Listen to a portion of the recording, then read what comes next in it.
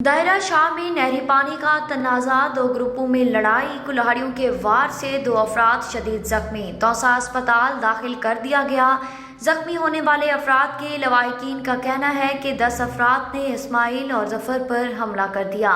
जिससे वो जख्मी हो गए। थाना सदर पुलिस ने ताहाल मुकदमा दर्ज नहीं किया। लवाहिकीन ने एहतजाज करते हुए IG पंजाब, RPO डेरा गाजी खान, DPO डेरा गाजी खान, ASP तौसा से मुतालबा किया है कि मुल्जिमान के खिलाफ फौरी मुकदमा दर्ज किया जाए।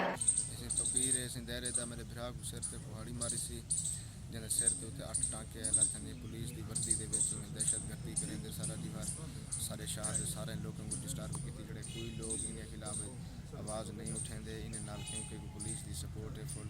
سارے تھانے کی نہ کوئی جتنے لوگ لینا تھانے ان خلاف درخواست لیں نہ کہیں رسوئی گال سنی دی نہ کشے اصا کلو کے ہسپتال چلاتے ہیں سارے جہاں تھانی پولیس کی یہاں تک بھی کہہ نہیں کی